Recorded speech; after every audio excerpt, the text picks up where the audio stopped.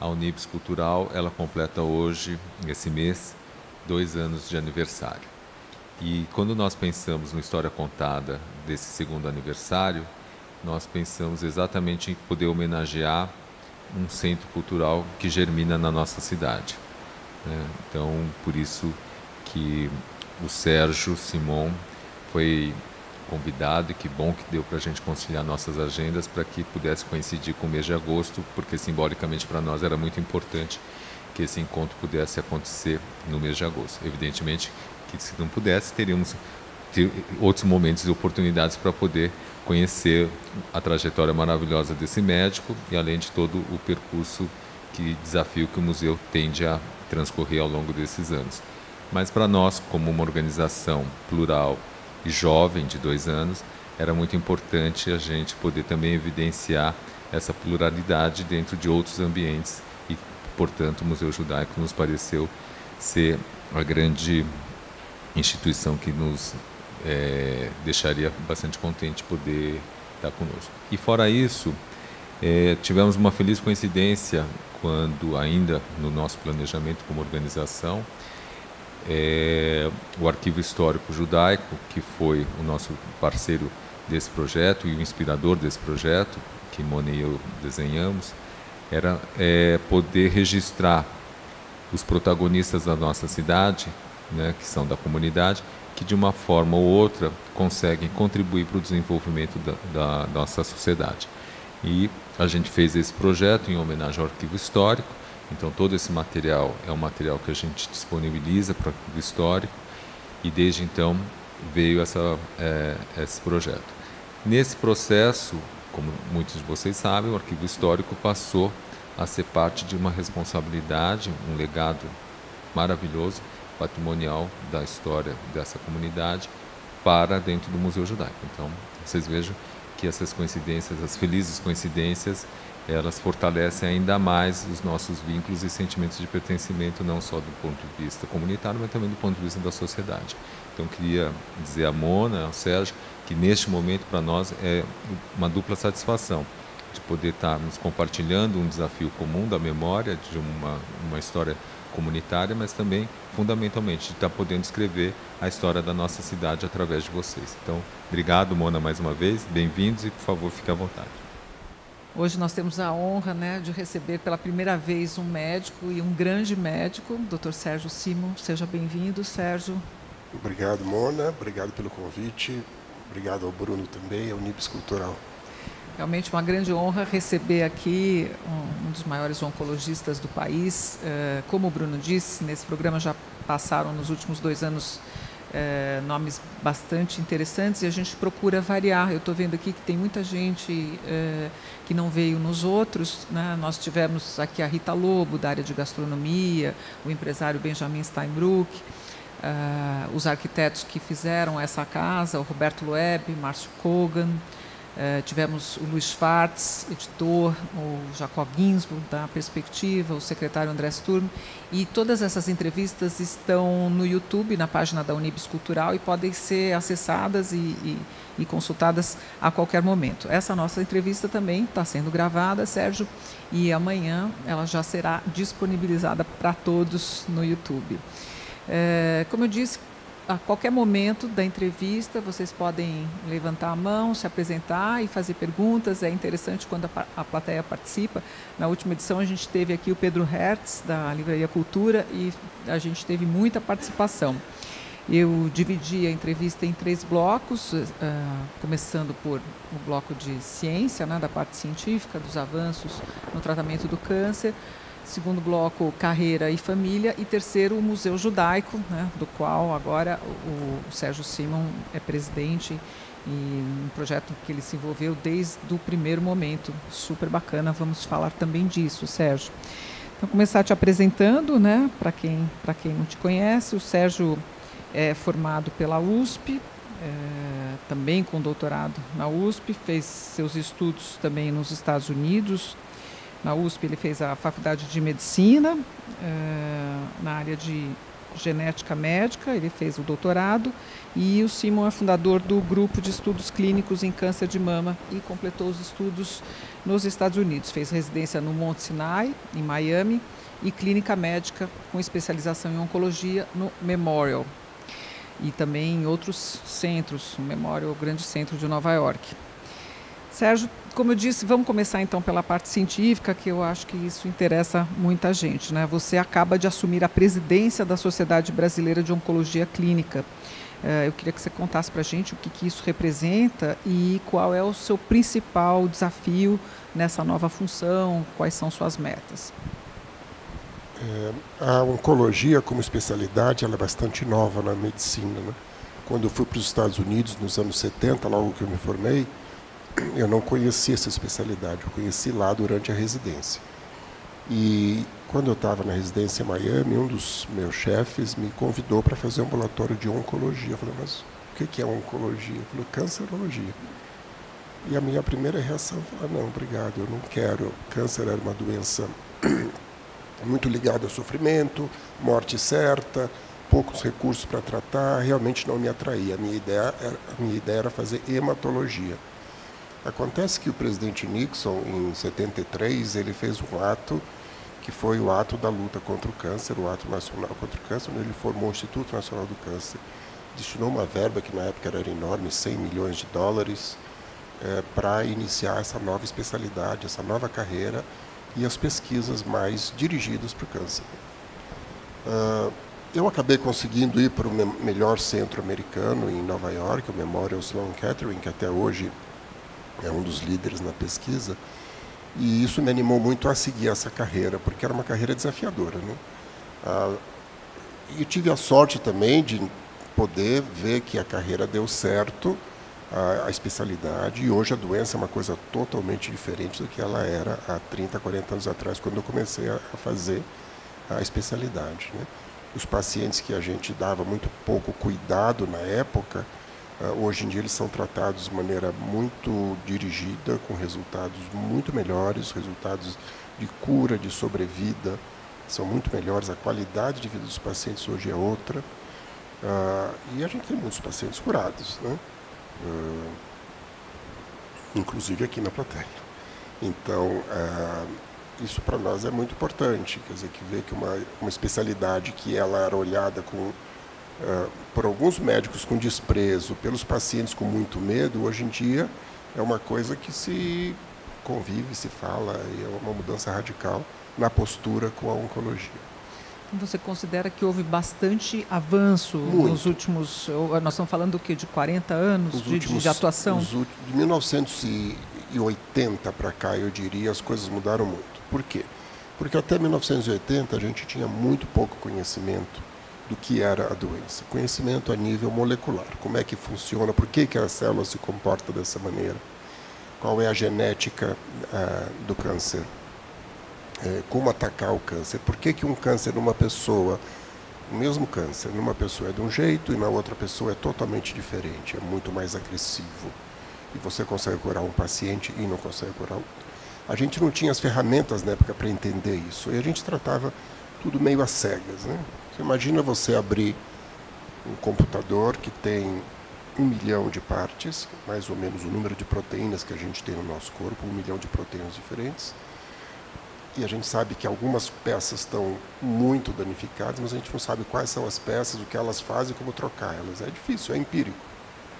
A gente fazia que nem eu faço computador, ele não funciona, dá uns tapas, liga de novo e tal. Às vezes funciona, mas em geral não funcionava, né? Uma coisa importante que a partir das novas técnicas de pesquisa, e a oncologia é a especialidade que mais pesquisa e mais publica de todas as especialidades médicas, né? A gente começou a entender por que a célula se descontrola, por que ela cresce sem parar, porque umas são mais agressivas e outras menos agressivas. E a partir desse conhecimento a gente começou a fazer drogas específicas para um defeito molecular que aquela célula tenha e que a outra célula não tem. Então o tratamento hoje ele é desenhado para cada tipo de tumor e para cada tipo de tumor, para cada tumor que aquele paciente específico tem. Para dar um exemplo, até o ano 2000, câncer de mama era uma doença. E todo mundo era tratado mais ou menos igual. A gente sabia que tinha mulheres que ficavam curadas com uma simples cirurgia, outras que tinham uma doença que podia ter metástase, mas a paciente ia viver 15, 20 anos convivendo com a doença, e outras que tinham uma doença extremamente agressiva. Mas era tudo câncer de mama. A partir do ano 2000 se descobriu que o câncer de mama, na verdade, são vários tipos de doença que todas moram dentro da mama, mas são doenças muito diferentes. E hoje o tratamento de cada um desses tipos é muito diferente. Então, você pode ter duas mulheres da mesma idade, com o mesmo tipo de câncer na mama, quer dizer, câncer na mama do mesmo tamanho, e vão ser tratadas de maneira totalmente diferente. Por quê? Porque a gente testa aquele tumor, a gente vê de qual dos tipos de câncer de mama ele é, e o tratamento, então, pode ser desde uma simples hormonioterapia, que é um comprimidinho que a pessoa vai tomar durante 5 anos e acabou o tratamento, até um tratamento muito agressivo, com anticorpos monoclonais, com remédios muito modernos, com taxas muito altas de cura. Então, os resultados do tratamento, uma vez que você entendeu que são doenças diferentes e cada uma tem um tratamento diferente, os resultados melhoraram muito, né? As taxas de cura de alguns tipos de câncer hoje são mais de 90%, né? Principalmente quando ele é diagnosticado no estágio precoce. Alguém gostaria de fazer alguma pergunta nesse estágio? Por favor, se você pudesse.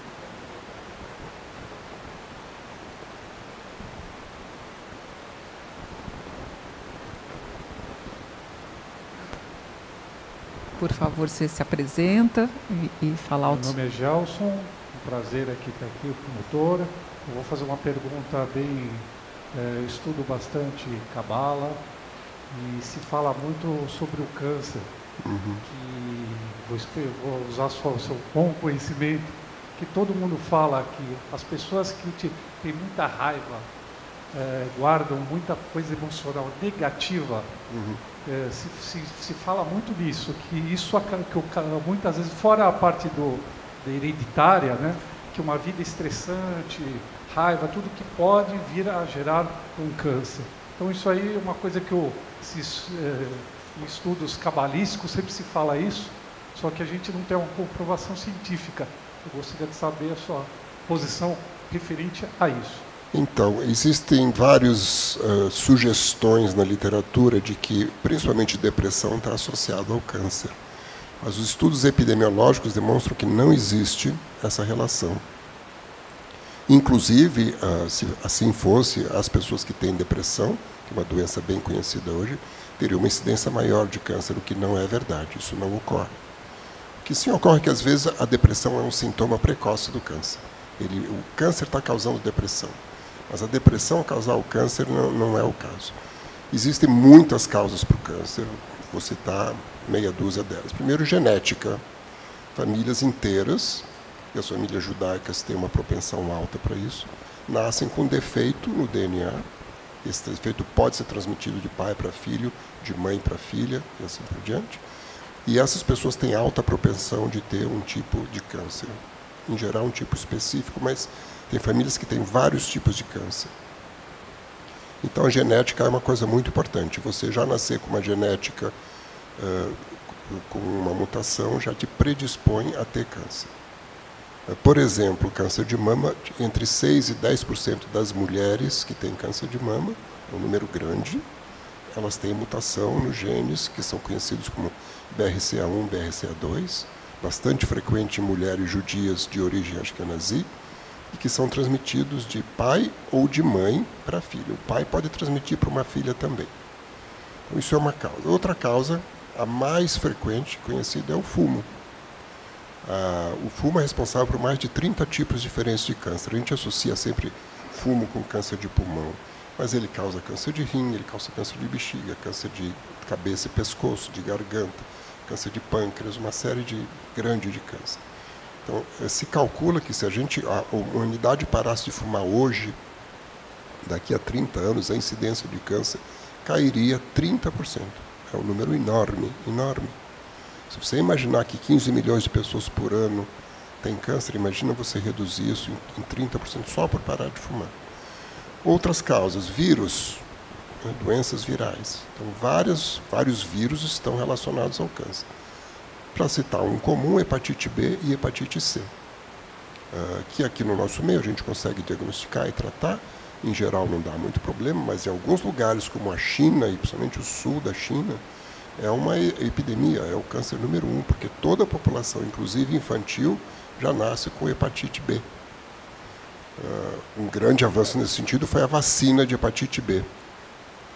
A vacina de hepatite B meio que fez cair por quase 70% a incidência de câncer de fígado em crianças em Taiwan e Hong Kong, onde foi estudado isso. Então, é o vírus que causa, não tem dúvida. Outros vírus causam outros tipos de câncer, como linfoma, como câncer de estômago, que é uma bactéria chamada H. pylori, não sei se você já ouviu falar dela, mas muita gente tem essa bactéria morando dentro do estômago, uma bactéria que é transmitida por comida e água, e que deve ser tratada quando encontrada. Então, estou dando apenas alguns dos exemplos. Os raios solares, exposição a raios solares responsáveis por melanoma, principalmente em pessoas de pele clara, e vários outros tipos de câncer de pele, como carcinoma basocelular, carcinoma epidermoide. Pessoas clarinhas que moram em países com muita insolação, com muito sol, têm níveis muito altos de melanoma. O número 1 é a Austrália, que é uma população britânica que passa o ano inteiro no sol.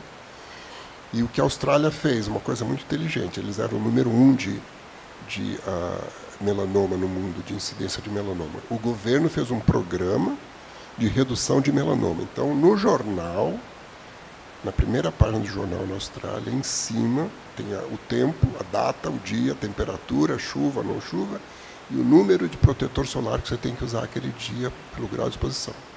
E as crianças na escola são ensinadas, desde criança, de que elas têm que sair de casa com protetor solar. Isso é um programa que começou por volta do ano 2000. A incidência de melanoma já caiu 50% na Austrália com essa precaução. Você vai aplicar isso aqui? Deveria ser aplicado, deveria ser aplicado. Não, como presidente da sociedade... Então, o Brasil tem... Um dos planos da nossa sociedade, por exemplo, é desonerar filtro solar. Filtro solar é muito caro, não sei se é. Filtro solar custa 50, 70, 100 reais um bom filtro solar, né? Por quê? Porque ele é taxado como cosmético, com uma taxa de imposto muito alta. Na verdade, ele não deve ser visto como cosmético, ele deve ser visto como medicação, sem imposto. O preço dele cairia quase pela metade. A sorte do Brasil, como a boa parte da nossa população, é mulata ou negra, somente no Nordeste, onde tem muito sol. E isso dá uma proteção bastante boa a essas pessoas contra a luz do sol. Mas os loirinhos no Brasil sofrem, né? Nós temos uma população de origem europeia aqui importante. E no Brasil, o campeão de melanoma é Blumenau. Cheio de alemão, vão para a praia, alegrinhos e tal. E existe muita ignorância ainda, né? Eu me lembro quando, nos anos 70, eu fui para Israel e eu ouvi falar sobre campanhas eu vi na televisão campanhas que falavam que tomar sol, e eu tomava muito sol naquela época, né, adolescente, dava câncer. E eu falei, poxa, eu moro num país tropical, tomo sol na praia, nunca ouvi falar disso. E demorou para chegar a informação aqui. Eu acho que até hoje muita gente não sabe, né? Por isso que eu falei, você pretende aplicar isso? Você aliás, fazer campanhas, Israel, né? É o país número 2 do mundo, também porque tem uma população europeia, num país que é extremamente ensolarado, né? E eles não usam a proteção que os árabes ali em volta usam, que é a cabeça coberta o ano inteiro, tanto homens como mulheres, eles se protegem com a roupa, pelo menos isso. Em Israel, a roupa é ocidental e eles tinham até recentemente uma incidência muito alta, também caindo a incidência em Israel, porque a população está sendo ensinada a se proteger. Não existe um período do dia que é saudável, que também se diz que a gente não pode... Existe, a gente precisa da luz do sol. A luz do sol é importante para a transformação da vitamina D, para a absorção da vitamina D, para a gente não ter doenças como osteopenia, osteoporose e raquitismo nas crianças, que na Europa era um problema, principalmente na Europa antes da Segunda Guerra. Então é importante, a gente deve tomar sol, o período melhor para esse sol da vitamina D é na hora do almoço, aquele sol ruim para o melanoma, é bom para a vitamina D, e você deve tomar sol durante 15 minutos sem filtro solar, principalmente mulheres e mulheres já perto da idade da menopausa. Então, a partir dos 45 anos, as mulheres têm que tomar sol 15 minutos por dia sem filtro solar. Ao meio-dia. ao meio-dia, Olha, na hora do almoço. Sérgio, posso fazer um comentário? Claro. Eu tenho atuado em algumas agendas, não sei se você sabe, eu tenho 4 agendas de trabalho, entre elas como diretora da UFES, da UFES Cultural. Mas eu tenho também a honra e o prazer de encabeçar um programa de prevenção contra o câncer do Hospital do Câncer de Barretos. E eu estou construindo lá um centro cultural sobre prevenção do câncer e estou inaugurando no próximo mês uma carreta educacional que percorrerá 1.800 municípios do Brasil para segmento do ensino médio. Então, a gente criou uma espaçonave em terceira dimensão, onde o jovem vai entrar nesse ambiente e vai fazer, vai tentar salvar uma vida dentro desse corpo humano, navegando dentro desse corpo humano. Para conscientizar o jovem a questão da prevenção do câncer e dentro desses 5 grandes fatores de incidência recorrentes do câncer. Mas a minha pergunta não vai nessa direção. A minha pergunta vai um pouco do que você estava comentando anteriormente sobre essas novas tecnologias e esses novos saberes com relação à prevenção do câncer. Evidentemente, por eu estar dentro dessa matriz de pensamento, de conhecimento, eu também sei o que lá tem sido feito, descoberto, investigado, etc. Mas a minha grande pergunta como brasileiro, e talvez como cidadão do mundo, é o que fica e quanto tempo fica acessível para a grande população esses tipos de tratamentos de tão alta eficácia? Pois é, isso é um drama brasileiro, né? Eu, durante alguns anos, fui professor de oncologia aqui da Universidade Federal de São Paulo, da Unifesp, no Hospital São Paulo. Então, eu fazia medicina lá de manhã, na hora do almoço ia para o Einstein e fazia medicina no Einstein. Então eu dizia que eu ia do inferno para o céu no mesmo dia, a semana inteira. Porque os tratamentos mais modernos não estão à disposição do SUS. Isso é uma batalha grande que a gente tem tido junto ao Ministério da Saúde, junto ao governo federal, para liberar medicações que fazem muita diferença na taxa de cura e na taxa de sobrevida. Quer dizer, os pacientes vão viver muito mais tempo e vão ter muito mais chance de ficar curados também. Isso tomou um certo impulso quando a presidente Dilma teve o linfoma, que ela achou por acaso, e ela foi tratada com um anticorpo monoclonal chamado rituximab, junto com quimioterapia. Esse anticorpo ele aumenta a chance de cura em quase 40%, ele é muito eficaz. E no SUS ninguém toma esse remédio, entendeu? É quimioterapia simples com uma taxa de cura bem mais baixa. E aí eu acho que a presidente se comoveu, sabendo que, enfim, o que ela estava fazendo é muito superior ao que a população pobre faz e tentou liberar, pelo menos para linfoma, para alguns casos de linfoma, esse anticorpo. Para câncer de mama, tem um outro anticorpo, um tipo especial de câncer de mama, que é mais ou menos 20% dos cânceres de mama. Tem um anticorpo que faz muita diferença, muita diferença. E a partir de 2005, todas as mulheres que eram operadas de câncer de mama deveriam fazer um tratamento de 1 ano com esse anticorpo. É um tratamento caro, o nosso governo só, em 2012, é que se dignou a liberar para o SUS as mulheres no serviço particular, quem tem convênio médico, Unimed, já faziam isso desde 2005.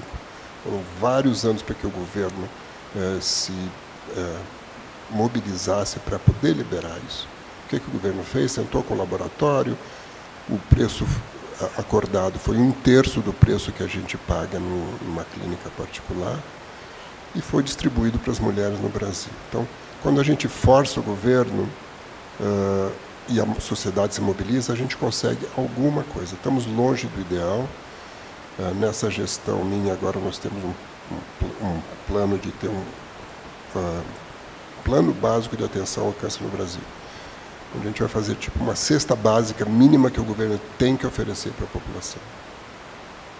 E se é caro, eles têm que dar um jeito de conseguir a verba, de negociar com os laboratórios. Eles fizeram isso com a AIDS, por exemplo. Vocês sabem, mas a AIDS no Brasil, por força política, se conseguiu que todo mundo no Brasil com AIDS, não importa como você pegou AIDS, todo mundo tem direito a tratamento. Caríssimo, caríssimo. O coquetel, né? O coquetel da AIDS, né? Foi o Serra, né? Quando era ministro. Né? Foi o Serra que era ministro. Mas uma influência muito grande da sociedade para forçar, porque é uma despesa enorme do Ministério. Então, o governo sentou, quebrou patente do laboratório, negociou, fez escândalo, enfim, que é o papel do governo, é esse mesmo, é conseguir para a pessoa pobre as mesmas condições de tratamento da pessoa rica. Não é justo ter 2 níveis de cidadão numa mesma sociedade na hora de estar doente. Né? E a Constituição garante. E a Constituição, teoricamente, garante. Exatamente. Você pretende batalhar por esses tratamentos mais avançados, digamos assim? Sim. Alguns tratamentos eu acho que não vale a pena, porque o impacto deles é pequeno e o custo deles é altíssimo. Pra vocês terem ideia, tem alguns tratamentos que 4 injeções, que é o curso de tratamento, custa para um paciente mais de R$400 mil. Então não dá para pedir para o governo ficar pagando isso, porque a gente quebra o governo, né, com isso. E o resultado é médio. Se fosse para curar as pessoas, a gente até podia insistir. Mas tem alguns outros tratamentos, como esse anticorpo para câncer de mama, que as mulheres que têm metástase e têm esse tipo de câncer de mama, para você ter ideia, quando elas são tratadas com os anticorpos modernos, elas vivem, em média, uma mediana de 56 meses. Tá? Quando elas são tratadas só com quimioterapia, elas vivem 20 meses, em média. É muita diferença. Você fala para uma mulher jovem que tem 3 filhos em casa que ela precisa criar, e ela pode viver 56 meses, em média. Algumas estão vivas há 10 anos quase. Não é justo que ela não tenha direito a isso só porque ela é pobre.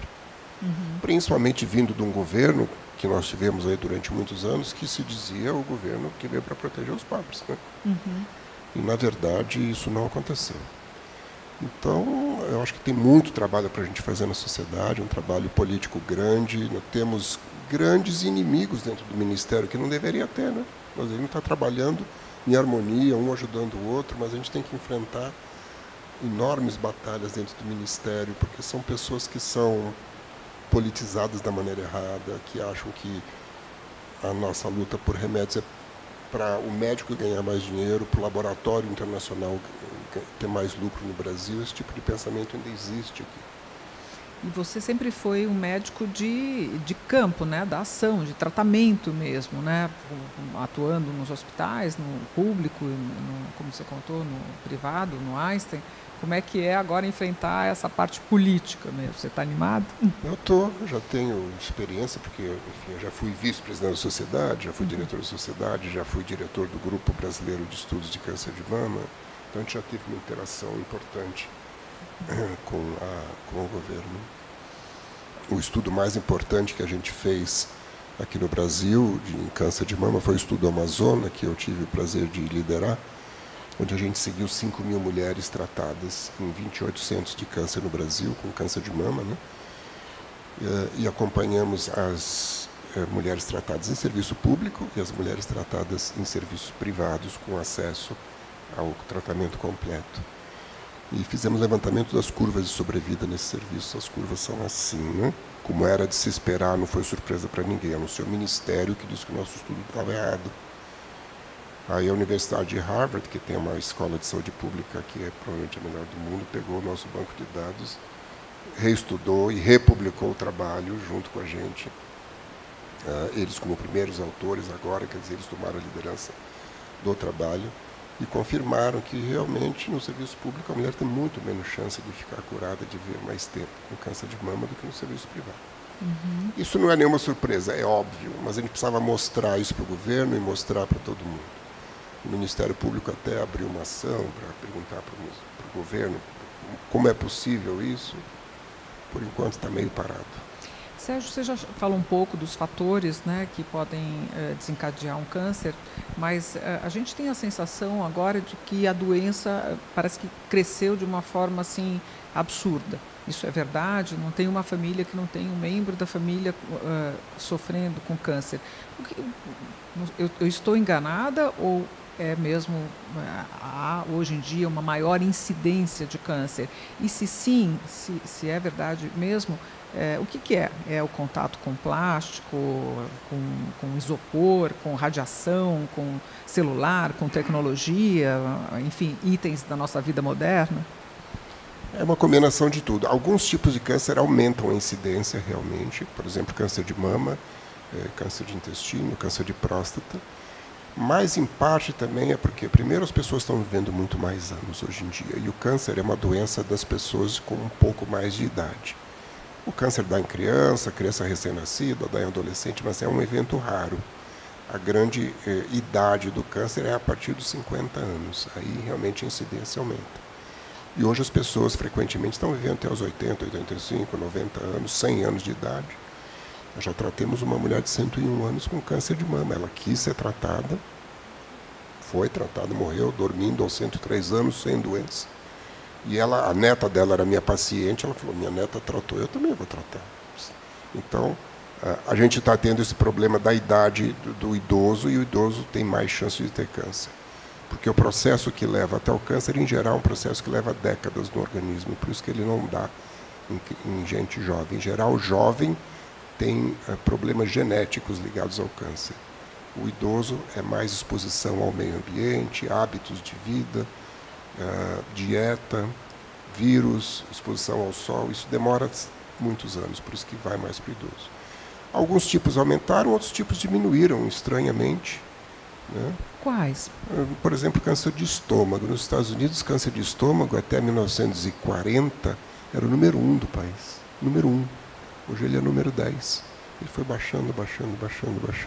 E hoje ele é um câncer raro nos Estados Unidos. E isso ao que se deve? Como é que se explica? Isso não se sabe bem. Provavelmente é porque a dieta hoje ela é melhor do que era naquela época. A gente conserva os alimentos melhor, geladeira. Os alimentos industrializados talvez nos protejam contra o câncer, porque eles têm antioxidantes. Então, o que sempre quem acha, não, coisa industrializada eu não como. Não, é bom, tem coisa boa, tem coisa ruim também. Mas tem algumas coisas que talvez nos protejam. O próprio pão de forma, por exemplo, ele tem antioxidante para mantê-lo bom durante algum tempo. Né? Isso talvez tenha também uma influência grande. A gente come cada vez menos comidas conservadas, salitradas, por exemplo, porque antigamente, quando não tinha geladeira, a gente salitrava a carne e comia muito embutido, porque era o que tinha. Isso causava muito câncer de estômago. Né? Hoje em dia isso está diminuindo. O país que ainda tem muito câncer de estômago é o Japão, que é o número 1, provavelmente pela dieta, porque a colônia japonesa da Califórnia, que tem dieta ocidental, não tem câncer de estômago.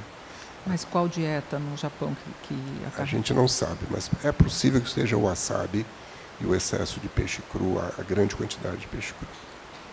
Então, sushi é muito bom, sashimi é ótimo, mas com moderação. Não todo dia. E o álcool é um fator que desencadeia isso. É um fator muito importante, o álcool né? Para vários tipos de câncer. Câncer de pâncreas, câncer de fígado, câncer de mama é muito maior em mulheres que bebem, a incidência é 30% maior. Então, o álcool também é um fator importante.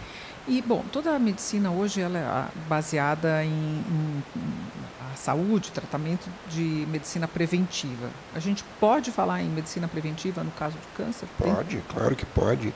Porque você, vacinando a população contra o vírus da hepatite, contra o HPV, que agora está todo mundo sendo vacinado, você já tira o câncer de colo de útero e vários tipos de câncer de cabeça e pescoço que são induzidos pelo HPV.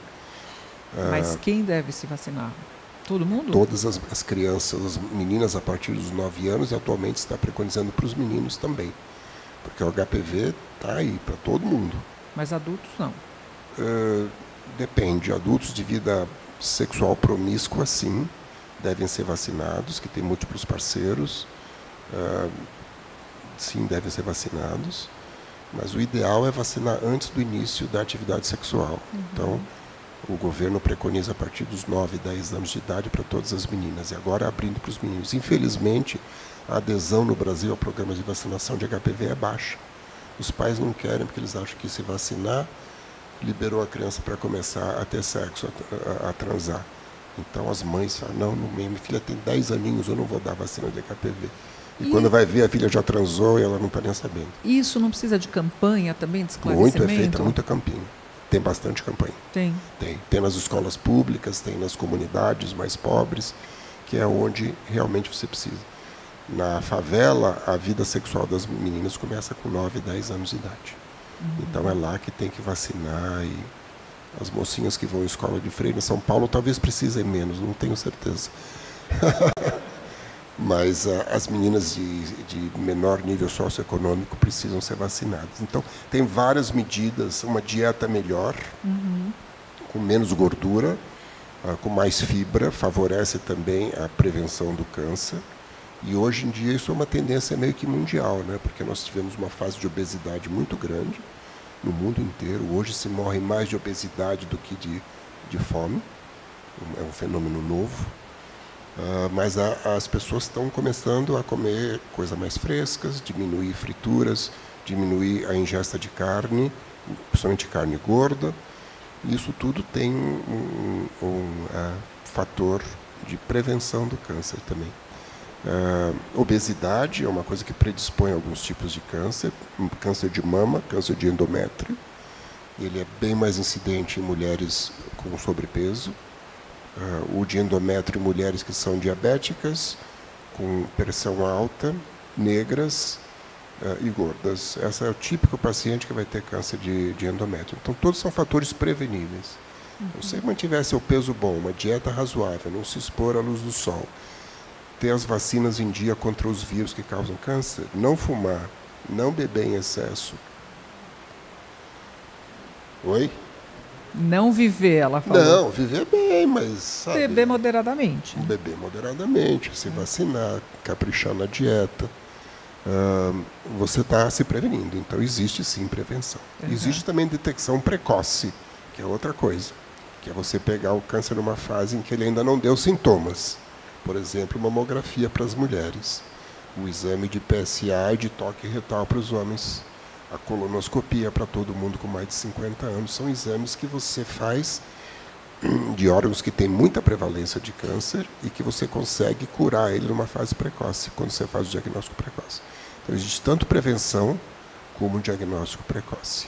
Mas, por exemplo, todo mundo, as pessoas, quando fazem 50 anos, vão lá e fazem sua primeira colonoscopia, endoscopia. E depois, elas têm que ficar fazendo todo ano? Não. Se a endoscopia é normal, ela não tem pólipos, não tem nada, o intestino é totalmente normal, ela repete a cada 10 anos. A orientação atual é essa. Se ela tiver pólipos em formação, eles são removidos durante a colonoscopia, e aí depois de 1 ano e meio a 2, ela precisa repetir. Ou se tiver essa bactéria que você falou, H. pylori, que é mais comum, porque... é no estômago, Sim. Então é na endoscopia que você vê. Aí você trata a bactéria com antibióticos, e você, através de um teste simples, que é um teste de sopro, que você sopra num vidrinho, você consegue ver se eliminou a bactéria. Alguém gostaria de fazer uma pergunta? Bom, Israel. boa noite, meu nome é Israel Beigler. Eu queria falar um pouco, ouvir rapidamente do futuro. Você sabe, conhece, estuda as pesquisas, e também considerando, vamos dizer, uma sociedade desenvolvida, onde existe prevenção, onde existe acesso a tratamentos. Mas uma vez que o câncer é descoberto, sei lá, a sobrevida hoje de 5 anos é X%, ponderadamente, todos os tipos. Podemos falar, existe muito espaço ainda de pesquisa, seja remédio, seja métodos, terapias, existe muito espaço para essa sobrevida dar um salto ainda? Muito. Eu não digo cura, mas que tenha... Mas eu digo cura, existe espaço para cura, a gente vai curar o câncer, não tenha dúvida. Os nossos netos não vão morrer de câncer. É mesmo? Não Você vão acha morrer de câncer, não vão morrer de câncer. A gente está usando várias estratégias hoje para dominar a doença. A mais recente delas é a imunoterapia, que começou no Brasil há algum ano. Imunoterapia? Imunoterapia. Como é que é isso? Um dos grandes mistérios do câncer é o seguinte: o câncer é uma coisa estranha ao corpo. É um tecido que não pertence ao corpo. E, normalmente, o nosso corpo ataca e destrói tudo que é estranho dentro de nós.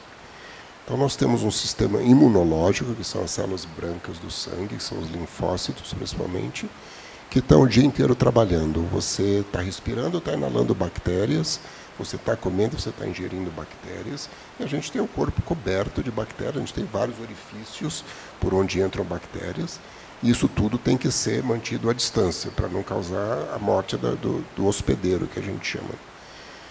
E esse sistema é muito estranho, porque ele consegue eliminar uma bactéria extremamente agressiva, por exemplo, no intestino, e deixa ela quietinha, mas o câncer ele não consegue. Isso é uma coisa que, quando eu estava no Memória, nos anos 70, já era um eixo de pesquisa importante. Por que o corpo não consegue reconhecer que aquela célula é diferente? Por que não ataca ela? E não se sabia muito. O que a gente descobriu é que o câncer produz substâncias que inibem a célula branca. Ele joga limalha de ferro, digamos, dentro da célula que vem atacar ele e emperra ela não consegue funcionar. E um grande salto foi descobrir anticorpos que tiram essa substância da célula tumoral, se grudam a ela e destroem essa substância, e aí a célula branca que está passando, ela consegue reconhecer o câncer, porque ela está bem ativa, e consegue destruir o câncer. E isso é uma coisa nova, espetacular. Para alguns tipos de câncer, como o melanoma, por exemplo, que, como eu falei para vocês, é gravíssimo, e até recentemente ele não tinha tratamento. O tratamento hoje de primeira linha é a imunoterapia. O presidente Carter, dos Estados Unidos, tem melanoma com metástase no fígado e no cérebro. E tem 93 anos de idade. Então ele fez um tratamento localizado de radioterapia na metástase cerebral, fez um tratamento de imunoterapia com anticorpo ante essa substância, e ele está sem doença. Ele foi na igreja batista dele lá, fez um anúncio para os Estados Unidos inteiro de que ele estava sem doença. A doença sumiu. Se ele está curado ou não, não sei, mas alguns dos primeiros pacientes que foram tratados há 7, 8 anos atrás, até hoje estão vivos. Você disse que há um ano está sendo implantado aqui no Brasil a imunoterapia? Foi lançada no mercado. E agora, 3 meses atrás, foi o segundo tratamento de imunoterapia. Porque o tradicional seria a quimioterapia e a radioterapia. E tem as drogas alvo-dirigidas, que são drogas específicas contra mecanismo. Então, a gente tem uma combinação de coisas. O alvo nuclear, né, que vai diretamente para... Não necessariamente no núcleo, mas vai num alvo específico dentro da célula. Ela é feita para entrar naquela molécula. Então, se você conhecer o defeito específico de cada câncer, e hoje a gente tem um estudo do genoma de cada câncer que pode nos dar alvos bem interessantes, a gente pode fazer um tratamento sob medida para aquele paciente, que não serve o paciente do lado que tem o mesmo diagnóstico, porque a biologia do câncer dele é um pouquinho diferente. Então, com uma combinação de cirurgia, de quimioterapia, de drogas alvo-dirigidas, de radioterapia e de imunoterapia, a gente vai conseguir curar o câncer. E o que é exatamente o tratamento com imunoterapia? Uma injeção de anticorpos que se grudam essas substâncias que bloqueiam o nosso sistema imunológico, liberam o sistema imunológico para comer a célula maligna.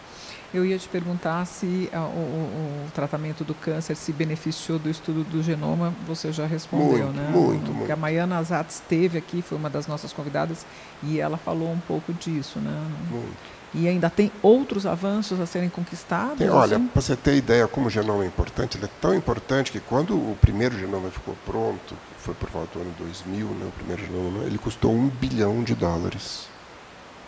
para fazer o estudo do genoma humano. 1 bilhão para ler o genoma. Nós temos mais ou menos 23 mil genes no nosso DNA. E para ler todos eles e o espaço que tem entre eles custou $1 bilhão. Hoje a gente faz essa leitura por $600. Comercialmente você pode pagar $1.500, $2.000, e esse preço vai cair. Se estima que daqui a alguns anos, por uns $200, $250, você vai conseguir ler o genoma do câncer e dar para o paciente o mapa do genoma do câncer dele. A gente já faz isso. Só que hoje o paciente precisa pagar R$18 mil, R$20 mil, R$15 mil, e nem todo mundo tem a disponibilidade de fazer esse exame. Mas a gente faz esses exames. Atualmente a gente faz o exame no laboratório de Boston, que tem uma filial aqui, mas nós já temos um laboratório brasileiro também fazendo a sua plataforma genômica para descobrir os defeitos genéticos de cada um dos tumores dos pacientes. Então esse é o futuro. O tratamento tinha aqueles protocolos, né, que eram aplicados, e um tempo atrás eu me lembro de ter ouvido um médico comentar que hoje em dia se tentava também, protocolos que eram para um tipo de câncer, para câncer no cérebro, por exemplo, eram dados para outro tipo de câncer e às vezes conseguiam resultados. Você acredita nisso? Sim, claro, porque às vezes tumores diferentes, eles têm o mesmo problema biológico. Por exemplo, tem alguns tipos de câncer de estômago que tem uma proteína que dá no câncer de mama também. Então, nesses casos, o anticorpo de câncer de mama tem uma ação espetacular em câncer de estômago, porque eles têm o mesmo mecanismo molecular de crescimento. Tem uma substância, um cromossoma um gene chamado ALK, que ele pode estar alterado em vários tipos de tumor. O mais comum é câncer de pulmão em não fumantes. E você trata ele com uma droga anti-ALK, que é um comprimido. O tumor some, é uma coisa impressionante. Está no mercado no Brasil há 3 anos isso. Esse ALK pode estar alterado em vários outros tipos de tumor. Tumores mais raros, mas ele pode estar em tumores bem diferentes.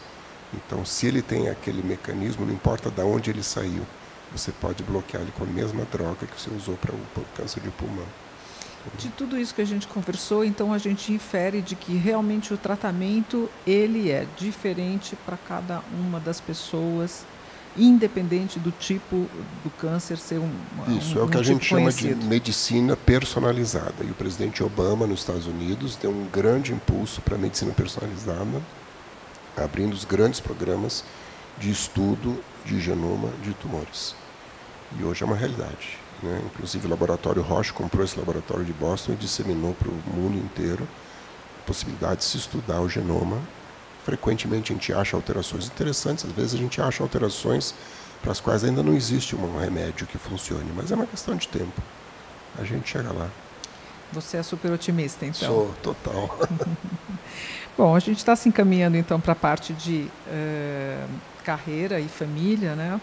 Como eu disse, vocês podem continuar perguntando, eu acho que a gente já passou bastante nessa parte do tratamento, né? Eu queria que você começasse a contar um pouco como é que surgiu a vocação, porque nas famílias judaicas tem essa brincadeira, sempre que a gente diz que toda mãe sonha em ter um filho médico, um filho advogado, e qual era o terceiro? Engenheiro. Você não sabe. Na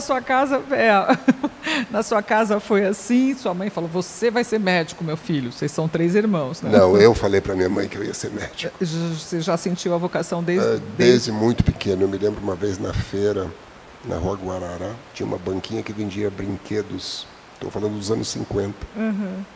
E meu brinquedo era a maletinha de médico com os instrumentos, eu só queria aquilo para brincar. Quer dizer, eu com 6, 7 anos de idade já sabia que eu ia ser médico. E tem muita gente que é assim, quer dizer, não é uma coisa característica minha, né? Muita gente quer ser médico porque quer ser médico. Eu tenho um dos meus sócios na clínica, ele era engenheiro civil. Um dia ele falou que ele estava no alto do prédio de capacete, conversando lá com os pedreiros da obra. Eu falei, o que é que eu estou fazendo aqui? Eu preciso ser médico, vou ser médico. Ele entrou na faculdade com 30 anos, saiu com 36 anos e hoje é oncologista. Olha só. Como esse, tem vários outros casos que provavelmente você conhece. O Dr. Cláudio Deutsch, cirurgião do Einstein, Dr. Adolfo Lerner, cardiologista, eles eram de outras profissões e depois de uma certa idade foram para a medicina, porque eles tinham esse sonho desde criança. E por um outro motivo enredaram por outras carreiras, depois voltaram para a medicina. Então, eu acho que quem nasce para ser médico você já sabia, se frustra se não for. Você já sabia disso e você perseguiu esse sonho? Nunca me considerei assim com seriedade outras profissões. Bom, aí você se formou na USP e a decisão de ir para fora, como é que aconteceu isso? Você sentiu que você tinha que ter uma especialização? A minha especialidade, que eu queria fazer desde o primeiro ano, era hematologia, estudo de doenças do sangue. E eu não queria fazer no Brasil isso. Porque estudo de doença do sangue é uma coisa que tem muito laboratório de pesquisa, de biologia molecular. Eu sentia que nós não estávamos totalmente equipados aqui. Além disso, eu queria morar fora. Renata, minha esposa, também queria morar fora. Então, a gente combinou que a gente ia casar no fim da faculdade, a gente ia para os Estados Unidos. E eu tive a sorte de, enfim, primeiro de casar com ela, depois de poder ir para uns hospitais excelentes nos Estados Unidos e tive a sorte de ter filhos lá também. Infelizmente, meus filhos todos moram nos Estados Unidos. Meus netos também estão todos morando lá. Eles estão todos morando fora? Estão todos morando fora. E a carreira seguiu assim. Caramba. Eu ia perguntar como é que era o convívio familiar, então o convívio familiar é distante. É distante, mas é perto, porque nós... Bom, ou eles estão aqui ou nós estamos lá praticamente todo mês. Vocês têm 3 filhos? 3 filhos. 2 na Flórida, 1 em Nova York. E vocês, quais são as profissões, o que eles fazem? O primeiro, ele tem uma agência de turismo em Miami há muitos anos. Tem 3 filhos americanos também. O segundo está começando um negócio na Flórida, trabalhando com um primo nosso que tem um business grande. O terceiro se formou em Harvard do ano passado, em Ciências Políticas. Ele já tinha feito a faculdade aqui na PUC e em Paris, na Sciences Po. Depois ele fez a pós-graduação em Harvard e ficou empregado por uma consultoria internacional de risco político. Ele estudou política internacional e relações internacionais e trabalha nessa companhia em Nova York. Que legal.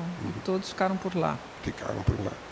O Brasil também não está muito fácil, né, nesses anos, então tem muitos jovens.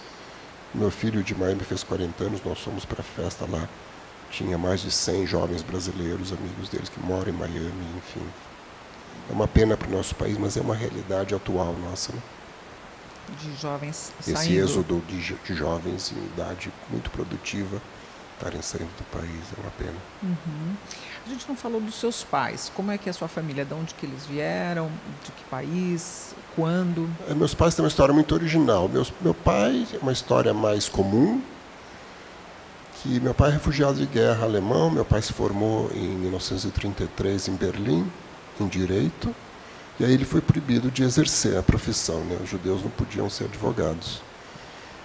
E ele nunca me contou muito da vida dele, por que ele veio para o Brasil, mas ele falava assim, eu não podia trabalhar, eu ficava em casa, não tinha o que fazer, eu vim para cá. Ele conseguiu fazer uma pós-graduação. Ele veio em 1936, e chegou no Rio, no Carnaval de 1936, a cidade estava em estado de sítio, porque estavam procurando Olga Benário e Carlos Prestes na cidade.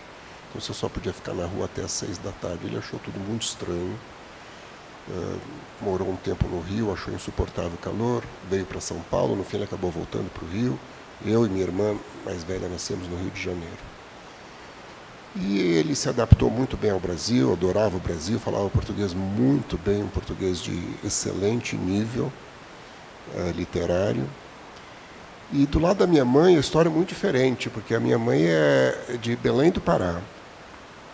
Nascida aqui no Brasil, então? Nascida há várias gerações no Brasil. Nossa. São judeus marroquinos que caíram em Belém do Pará. Você sabe que teve uma imigração a partir de 1807, a primeira que se tem notícia para o Pará, de judeus marroquinos, um pouco para a Amazônia, mas muito mais para o Pará.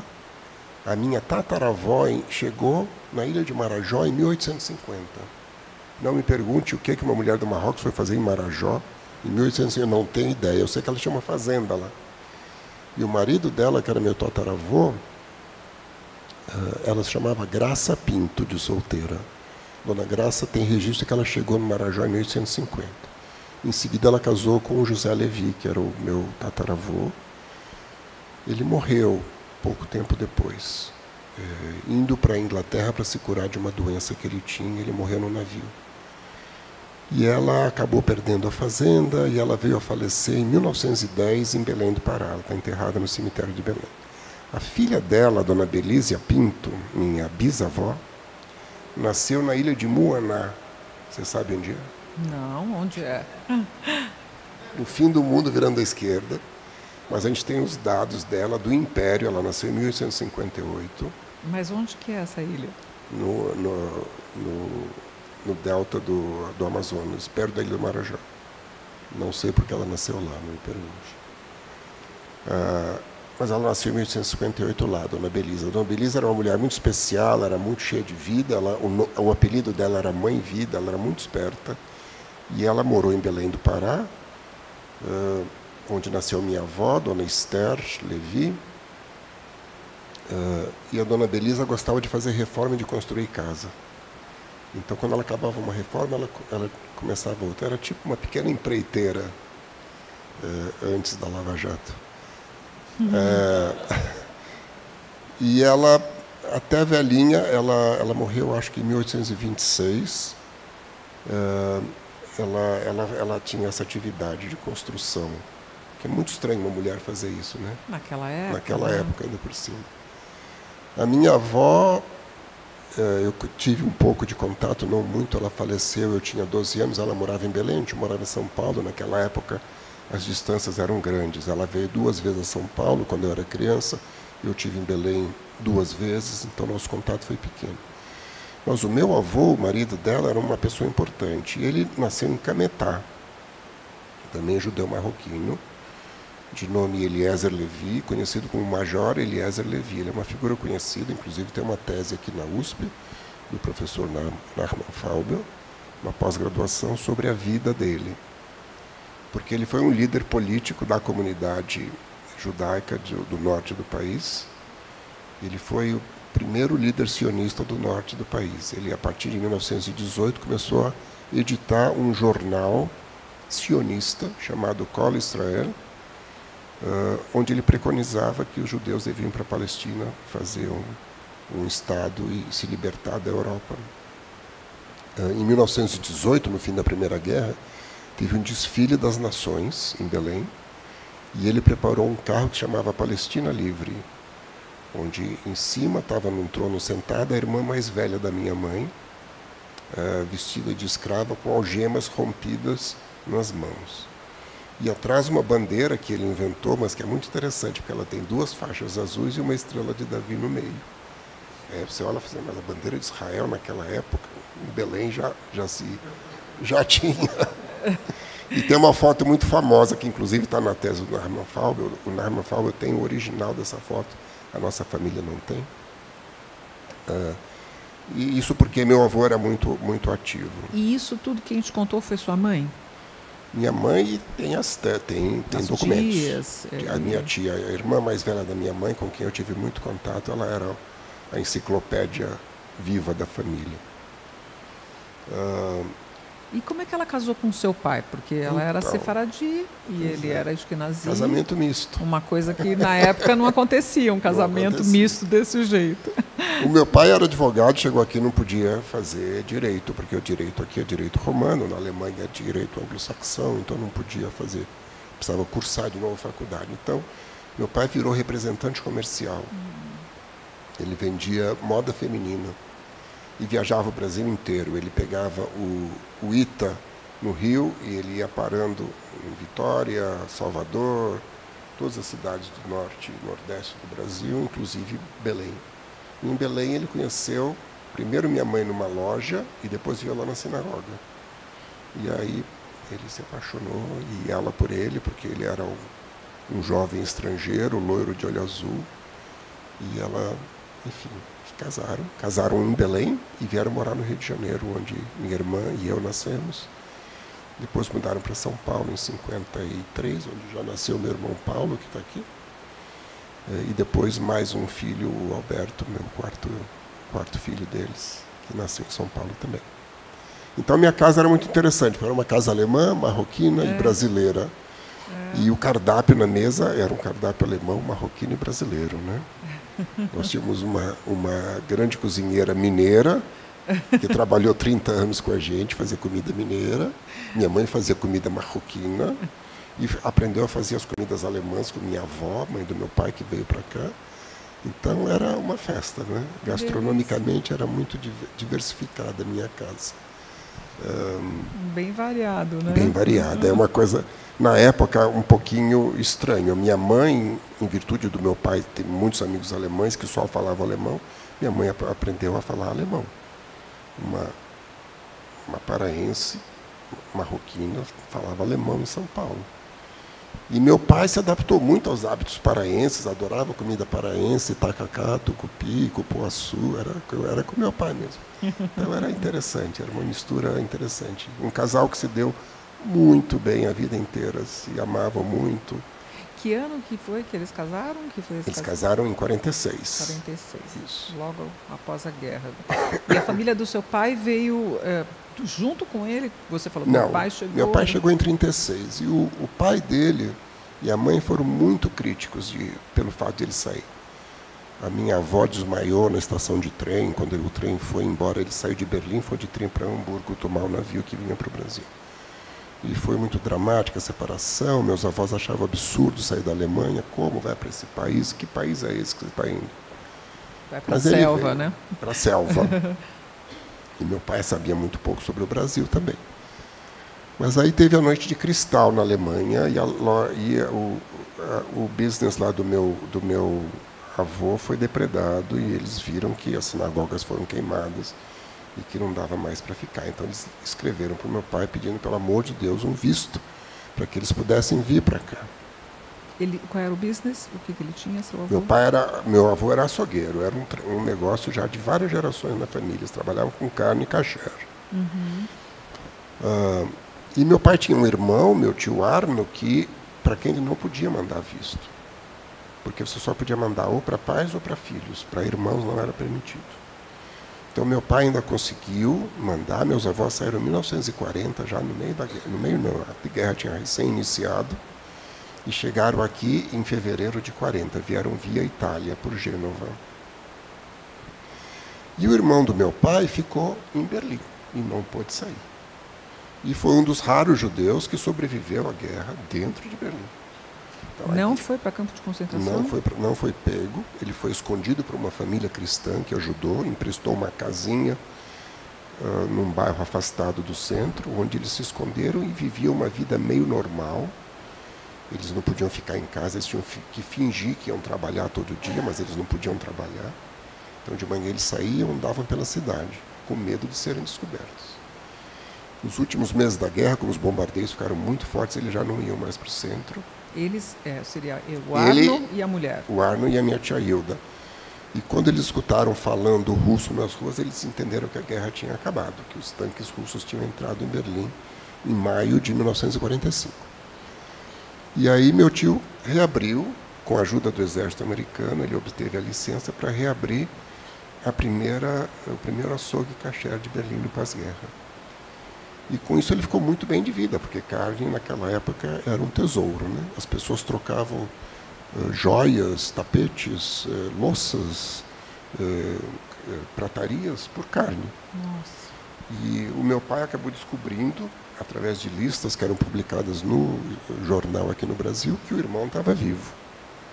E correu para avisar a minha avó, falou, você não sabe da maior, o seu filho Arno está vivo. E ela falou, mas claro que ele está vivo. Você tinha alguma dúvida que ele está vivo? A gente só não sabia onde ele estava, mas eu nunca achei que ele tinha morrido. Então, a minha avó aqui no Brasil jamais passou na cabeça dela que o filho tivesse morrido. E meu tio acabou vindo para visitar a gente em 1953, quando nasceu meu irmão Paulo. Gostou muito de São Paulo. São Paulo era uma cidade muito civilizada em 1953, né? A gente morava nos Jardins, numa casa bacana, ele achou tudo muito bacana. A mãe dele estava aqui, o irmão estava aqui, e ele falou, eu venho para o Brasil. Então, em 54, ele chegou. E mudou? Mudou e trouxe uma fábrica inteira, um frigorífico, que foi o frigorífico Simon, que era aqui na Lapa, que durante muitos anos foi um grande frigorífico. Depois foi vendido para Perdigão, quando ele faleceu. E ele trouxe todo o conhecimento de carnes e salsichas que ele tinha da Alemanha para cá. E trouxe a família, a mulher, e trouxe filho, a família, trouxe filhos. a mulher, a filha dele, que infelizmente ela queria estar aqui hoje, mas ela está em Miami, chega sexta-feira, ela mora em São Paulo. Ela é historiadora, ajuda muito a gente no Museu Judaico, inclusive, porque ela especializou em Holocausto. Ela nasceu em Berlim. Como ela chama? Ilona Strindberg, Simon Strindberg. E é uma história muito peculiar. Quando foi no ano 2002, a Ilona foi atrás da família que tinha escondido os pais dela. Ai, que legal. E ela achou a família. Ela tinha o nome da família, era um nome não muito comum. E ela foi para Berlim. No dia seguinte que ela descobriu o nome da família, chegou na lista telefônica, tinha uma família com aquele nome. E ela ligou e começou a explicar, olha, bom dia, meu nome é Ilona Simão. Oi, Ilona, como vai? E seus pais, o seu lado? Né? Era a filha do casal que tinha escolhido. O casal já tinha falecido, mas a filha sabia tudo, porque ela era criança e ela lembrava dos pais da Ilona, dos meus tios. Que história linda, nossa, que história linda. E a partir daí a Ilona, então, deu entrada junto ao Yad Vashem, e eles receberam o título de Justos entre as Nações por ter salvo a família do Holocausto. Nossa, porque... Então, é uma história muito bacana, e teve reconhecimento, teve uma cerimônia grande na Embaixada de Israel em Berlim, para essa família que escondeu o meu tio. Se arriscou muito. Nossa, dentro de Berlim, Dentro de Berlim. No coração do Reich, do nazismo, é a primeira vez que eu ouço uma história dessas. E olha que eu já li histórias sobre o Holocausto. Incrível essa história, de alguém que sobreviveu escondido. No Museu Judaico de Berlim tem, inclusive, uma vitrine sobre o meu tio e minha tia, como exemplo de alguém que sobreviveu dentro, enfim, deu certo na vida depois. Incrível, muito, muito legal. Esqueci de perguntar se alguém quer fazer alguma pergunta aqui nessa área. Continuamos. Bom, já que a gente está chegando no Museu Judaico, a gente falou bastante de família, tudo. Eu ia perguntar qual é o convívio, já deu para perceber que é um convívio intenso, vai e vem, Skype, WhatsApp e tudo mais. Vamos já para o museu. Há pouco tempo, o Sérgio se envolveu com essa causa de fazer um museu judaico aqui em São Paulo. E a primeira pergunta é como e por que um médico, né, foi se envolver com um museu judaico. Com um museu, com uma atividade cultural, não é trivial. Então, eu estava no consultório uma tarde, isso foi em 2004, quando chegou um amigo meu, Daniel Pfeffer, da família Pfeffer, com uma historiadora, Roberta Sundfeld, que hoje é diretora do museu, diretora-geral, e ele falou, nós viemos conversar com você, a gente queria que você liderasse a construção do Museu Judaico de São Paulo. Eu falei, o quê? Eu? Como assim eu? Eu sou médico. Eu falei, não, mas você gosta de aspectos culturais, você conhece bastante sobre o judaísmo. Eu tinha sido diretor cultural da CIP, estava sem atividades na comunidade, eles acharam que era a minha cara. Eu falei, não tenho possibilidade, não tenho tempo, sou muito ocupado e tal. Eu falei, não, mas isso é a noite que faz. As reuniões são à noite, não vai tirar seu tempo. Enfim, conversei com a Renata, que também não gostou muito da ideia, porque era menos tempo em casa. Mas eu fui ver o projeto, me apaixonei pelo projeto, falei, não, eu vou fazer isso. E consegui achar tempo e foi se envolvendo. E fui me envolvendo e já estou há 13 anos nessa história. 13 já? Já 13 anos, porque a gente recebeu o templo Betel, que estava sendo desativado como sinagoga, né, uma sinagoga muito importante para São Paulo. Uma das primeiras sinagogas de São Paulo, perto da Praça Roosevelt, Isso. E que já não era mais usada como sinagoga, porque até o acesso ficou difícil. Né? Isso, a comunidade se mudou, ninguém frequentava mais aquela área, e eles não sabiam que fim dar para o edifício da sinagoga, que é um prédio muito bonito, do ponto de vista arquitetônico, de uma época muito especial.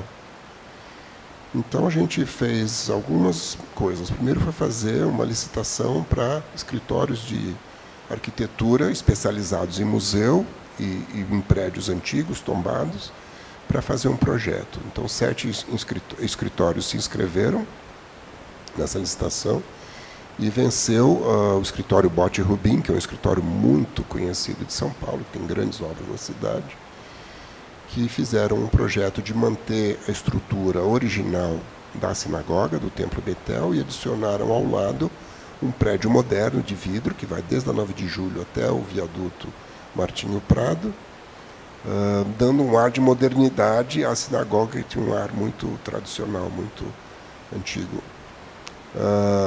E então nós começamos a fazer o levantamento de fundos, que nós fazemos até hoje com muita dificuldade, mas estamos chegando no fim da construção agora. O prédio está numa fase de começar os acabamentos, né? O prédio foi todo erguido, o prédio novo. O prédio antigo teve que ter suas fundações muito reforçadas, nos tomou 2 anos de trabalho de engenharia bruta, porque na 9 de julho passa um rio embaixo, o rio Anhangabaú. E as estacas do Templo Betel repousam sobre água. Então, para fazer o novo predinho, a gente teve que furar São 32 estacas, cada uma com 52 metros de profundidade na água, até achar a rocha para poder firmar. Então, é um projeto arquitetonicamente ou de engenharia muito difícil. E custoso, né? E custoso e caro. O projeto todo de construção está nos saindo por um total de 26 milhões de reais, que a gente já tem quase todo captado, através de Lei Rouanet e de doações fora da Lei Rouanet também. Vocês conseguiram muita doação do governo alemão, não foi isso? Não, pouca, mas significativa. O governo alemão se prontificou a restaurar o prédio antigo. Eles não podem pagar o prédio novo, mas eles têm verba para restauro de sinagogas antigas do Ministério do Exterior da Alemanha. Então, eles entraram com 350 mil euros, que nos ajudaram em uma parte do restauro, foi feito pelo governo da Alemanha. Mais do que o valor financeiro, é o valor simbólico do governo da Alemanha está nos ajudando a restaurar. Nós já fomos visitados pelo presidente do parlamento alemão, pelo embaixador, por 3 ministros alemães. Então, eles dão muito valor ao que está sendo feito lá e querem contribuir muito. Eles já levaram 2 grupos de curadoras nossas para Berlim, para passar uma semana, tudo aos custos do governo alemão, para interagir com o know-how do Museu Judaico de Berlim, que é muito, muito bacana, o museu. Eu ia te perguntar qual era a referência, o que vocês tinham usado de modelo para fazer esse museu. Nós não usamos nenhum modelo. Primeiro porque quando a gente foi visitar o Museu de Berlim, a diretora-chefe falou, a primeira coisa para nós, falou, vocês não façam um museu como o nosso museu não é bom. Como assim? Nosso museu é muito poluído, a gente foi pondo coisa, hoje ficou uma bagunça. Nós vamos fechar o museu e vamos refazer o museu. E o museu vai ser fechado mesmo por um ano e vai ser todo repensado. Depois de andar pelo museu, eu entendi o que ela dizia. É muita informação, você sai ponto de lá. E é um museu que tem um projeto arquitetônico muito forte, muito grande, forte. Mas o conteúdo, ele muito impactante também. É de judaica, né, basicamente. Judaica, né? Mas eu acho que ele não privilegia o conteúdo, engraçado, é a minha sensação. O prédio é muito forte. Antes do museu abrir, o prédio era aberto à visitação, prédio vazio. E durante 2 anos foi o museu mais visitado de Berlim, foi o Museu Judaico vazio, antes dele abrir. Porque o arquiteto, que é o Daniel Libeskind, é um arquiteto muito conhecido e fez um projeto muito original, com uma parte antiga também, uma parte ultramoderna, muito arrojada, cheia de significados, e é um museu impactante. Eu diria que o nosso museu tende a se aproximar mais, o que nós mais gostamos, com o Museu de Amsterdã. Porque eu ia comentar, em Amsterdã tem um museu que é muito multimídia e são 3 sinagogas que eles dentro de sinagoga. Que eles interligaram. Nós até visitamos, né, com esse tio arquiteto que está aqui. E é muito interessante o projeto deles. Eles pegaram as sinagogas, unificaram e aproveitaram o prédio, como nós estamos fazendo com o Templo Betel. Então, no Templo Betel, nós estamos mantendo o ambiente da sinagoga, o grande altar de madeira, que é muito bonito, com o Sefer Torah, o Aron HaKodesh. Isso tudo vai ser mantido, iluminado, e a gente acrescentou, então, toda a parte de judaica nesse andar, onde a gente vai falar sobre o que é ser judeu. Que, na verdade, ninguém tem uma boa definição do que é ser judeu, né? E a gente vai mostrar isso logo na entrada. Tem judeu chinês, tem judeu negro, tem judeu sefaradi, acho que é nazi, de todos os tipos, né? Mas, de qualquer maneira, a gente vai mostrar lá, primeiro, as festividades e rituais judaicos, o porquê de cada um, qual o significado de cada festa. Depois vamos ter uma exposição sobre o ciclo de vida de um judeu, desde o nascimento, Brit Milá, Bar Mitzvah, Bat Mitzvah, casamento, até a Hevra Kadisha, tudo que é feito, o que caracteriza essa vivência de vida judaica na parte da sinagoga. E vamos ter em frente do altar alguns bancos originais de madeira com projeção em cada um deles. Você senta lá e assiste filmes relacionados ao judaísmo. Vamos ter também no altar um Sefer Torah aberto, protegido, para que as pessoas entendam o que é a Torá, como é que é a mãozinha de prata, o Yad, como é que ele é a Torá. Vamos ter uma exposição sobre os livros clássicos do judaísmo, como, por exemplo, o Talmud, vários livros originais antigos que nós temos. Então a pessoa sai de lá sabendo mais ou menos o que é a religião judaica. No andar de baixo é um andar dedicado aos 500 anos de presença judaica no Brasil. Porque muita gente acha que os judeus chegaram aqui com a Segunda Guerra, fugindo da Segunda Guerra. Então são recentes no Brasil. Na verdade, Gaspar da Gama, que era o navegador de Pedro Álvares Cabral, era conhecido como Gaspar da Gama, o judeu, porque ele era judeu. Um judeu de origem alemã-polonesa, que Dom Manuel contratou, porque ele falava muitas línguas e ele sabia navegar. Ele foi um dos primeiros a descer na praia, porque como ele falava línguas e Cabral viu que tinha os índios, que ele achava que eram da Índia, na praia, ele mandou Gaspar da Gama na frente. Eu não sei se Gaspar da Gama falava Yiddish, ou se ele tentou falar Yiddish, mas ele falava várias línguas, inclusive as línguas da Índia, porque ele tinha morado na Índia. É claro que nada funcionou, mas enfim.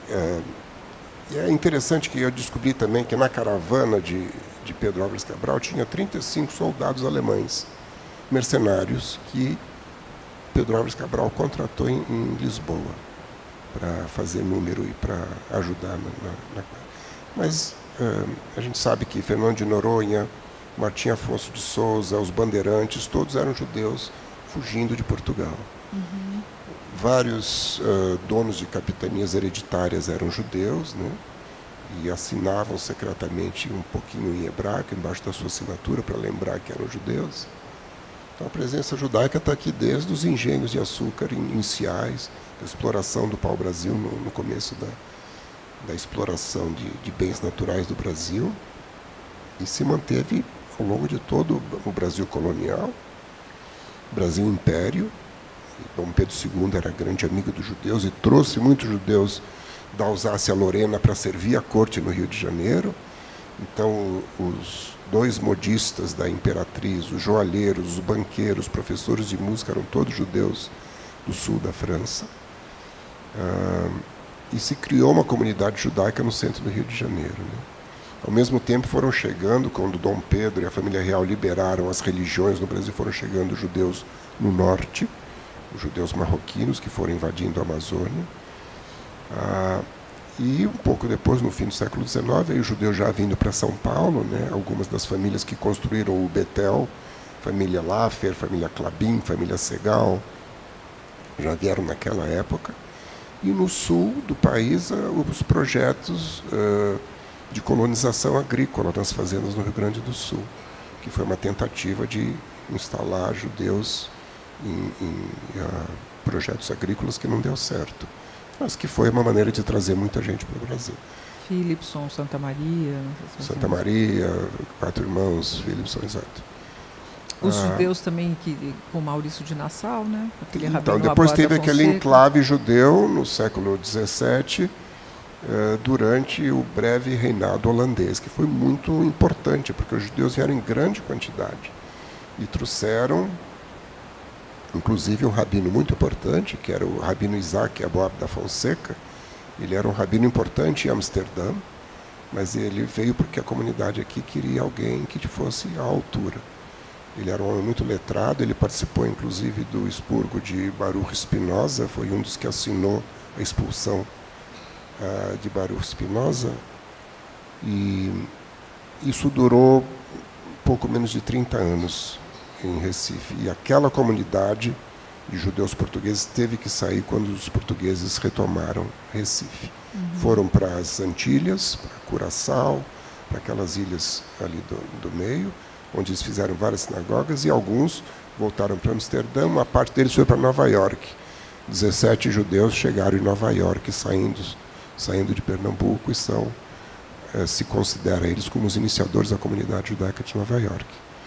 Então nós estamos estabelecendo um museu, uma aliança com a comunidade portuguesa de Nova York, que tem uma grande sinagoga no Central Park, no Central Park West, que é uma sinagoga descendente desses primeiros judeus que chegaram mais ou menos em 1650 em Nova York. Eles não duraram muito, eles acabaram indo embora, sobrou poucos, mas eles marcaram presença desde lá nos Estados Unidos. E eles reconhecem que eles são originários dos judeus brasileiros. Inclusive tem um cemitério, tem 3 cemitérios desses judeus iniciais em Nova York. Um deles fica na rua 21, entre 2 prédios, fechado por uma grade, mas você vê, são os túmulos judaicos dos portugueses que chegaram em Nova York. E depois o Aboud da Fonseca voltou para Amsterdã. Voltou, né? para Amsterdã. E você vê naquela grande sinagoga bonita, que tem um altar de madeira, tem ali o nome dele e tal. Isso.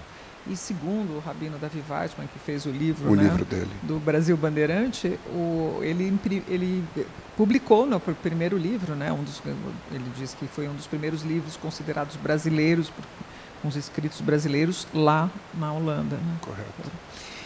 Bom, muito interessante essa aula que a gente tem com o médico, né? Na verdade, esse museu já estou com vontade de conhecer, Sérgio, vai ser incrível mesmo, né? Nós vamos ter também um andar conteúdo para exposições temporárias, um andar inteiro. Nós já estamos em contato com vários museus para a gente trazer exposições itinerantes que vêm de outros países. Tem algumas exposições muito incríveis que podem vir de Israel, de Nova York, da Alemanha, da Holanda, que são com quem a gente já tem um contato fixo. Estamos decidindo qual vai ser a primeira para abertura do museu ano que vem. Não está bem decidido ainda. Mas nós recebemos um arquivo muito importante da comunidade, um acervo de importante. Peças judaicas. Peças incríveis, que nenhum outro museu tem. Eu ressalto algumas, por exemplo, o diário de uma menina, que é um diário de Anne Frank reproduzido na Bélgica, de uma menina alemã que mudou para a Bélgica para escapar do nazismo e foi pega lá. Mas ela escreveu um diário muito parecido com o de Anne Frank. E a família doou esse diário para o museu. Um diário incrível, incrível, feito metade em alemão, metade em francês, porque ela estava estudando francês. E cheio de anotações dentro de papeizinhos de entrada de cinema, bilhetes que a tia mandava para ela. Muito interessante. E várias outras peças. Nós temos uma estrela de Davi, de metal, que é a única do mundo. Ela é tão importante que, por acaso, da minha tia Hilda, que eu contei a história dela aqui, que trabalhava numa fábrica de trabalhos forçados e cada operário era obrigado a fazer a sua estrela de metal. Então, na Alemanha se conhecia essa história, mas eles nunca tinham visto uma, porque aparentemente não sobrou nenhuma. E a minha prima levou para o museu em Berlim e eles ficaram com a medalha.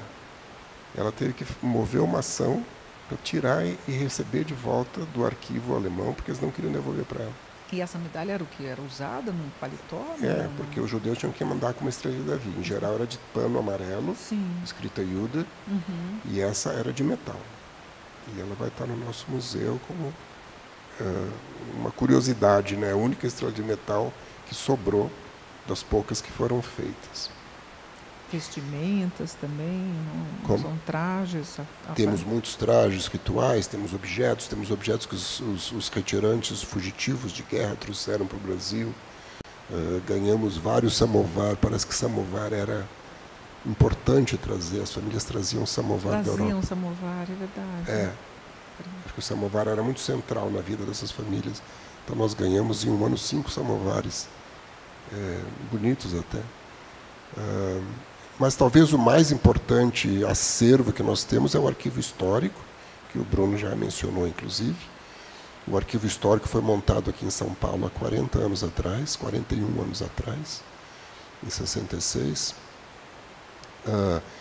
E foi iniciado por um grupo grande de pessoas, capitaneados pelo professor Narman Faubel, da USP. E ao longo desses 40 anos, eles acumularam uma quantidade incrível de documentos e fotos e livros e discos e filmes da comunidade judaica de São Paulo. É uma coisa muito impressionante. Vários pesquisadores estrangeiros, o ano passado foram 3 da Alemanha que vieram, se instalaram em São Paulo para fazer pesquisa lá dentro. Porque a gente tem coleções inteiras, como a coleção, por exemplo, do Rabino Fritz Pincus, a família doou todo o material dele. Cartas, escritos, livros, fotos, todo o material dele, uma coleção enorme. O programa Mosaico da TV, que começou em 1961 e que filmou essa comunidade judaica ao longo desses 50 e tantos anos, está todo lá. E eu me impressionei muito, porque no primeiro CD que eu pus, eu apareci com roupa de escoteiro em 1964, e eu levei um susto de me ver lá. E é possível que muita gente daqui esteja nesses filminhos em algum evento da comunidade, porque tudo está filmado, está lá dentro. Então isso deu um peso acadêmico ao museu muito importante, né? Inclusive é um acervo tão grande que ele está numa casa separada, em Pinheiros, vai ficar lá, uma parte dele vai ser exposta, mas uma parte vai ficar no arquivo mesmo em Pinheiros, aberto a pesquisadores, a quem tem interesse em buscar informação sobre a comunidade judaica brasileira. Depois isso tem que ser digitalizado, provavelmente. Está sendo né? digitalizado. Já está sendo. Já está sendo digitalizado, catalogado e higienizado, porque não estava. E daqui a gente espera, no máximo 3 anos, vai estar todo online. Então, da sua casa, você vai poder acessar documentos, fotos, com facilidade. Puxa, Nós temos 90 mil fotos da comunidade, muitas das quais são pessoas que ninguém conhece. E a gente quer pôr online, porque às vezes as pessoas que entram online e veem as fotos reconhecem pessoas e podem nos ajudar na identificação de quem são aquelas pessoas. Nós achamos uma foto atrás do Arona Kodesh, do Templo Betel, uma foto antiga, que devia estar lá há 40, 50 anos, com, acho que a diretoria do Betel, todos com terno de linho branco, muito elegantes, dos anos 40. E quem são? Ninguém sabia quem são. E eu comentei isso com uma paciente cujo pai foi, uma senhora já de uma certa idade, cujo pai foi diretor do Betel. Eu falei, você se importaria de dar uma olhada nessa foto? Ela olhou a foto, isso aqui é esse. Todos, ela conhecia todos. Entendeu? Então, esse tipo de acesso online talvez nos possibilite identificar muitas das fotos que são de pessoas desconhecidas. Temos fotos incríveis, temos fotos de dentro do campo de concentração, que nos foram doadas agora, de Buchenwald.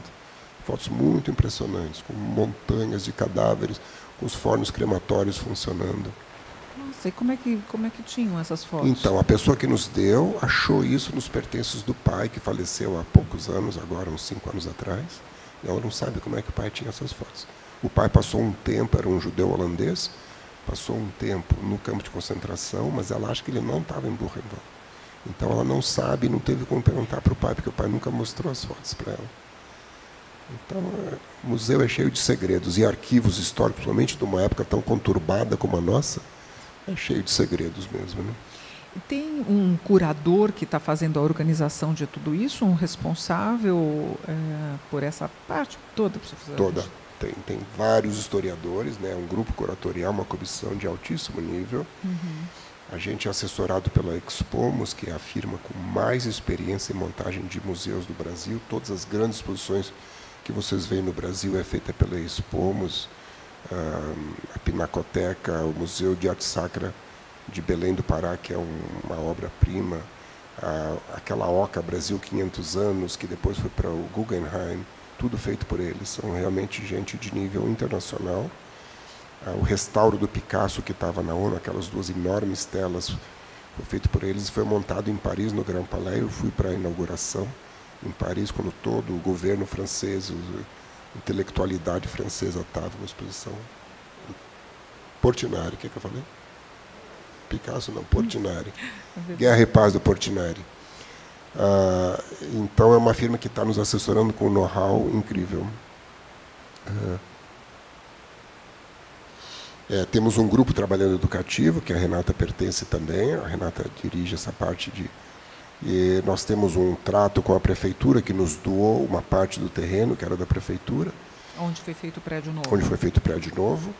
E nós vamos receber pelo menos 2 ou talvez 3 tardes por semana crianças de escolas públicas que virão para uma visita guiada, onde eles vão conhecer um pouquinho sobre o judaísmo, mas a gente vai focar principalmente em temas de cidadania, de racismo, de antissemitismo, de discriminação, que são temas que tocam muito crianças de escola pública de periferia, que provavelmente sentem esses problemas.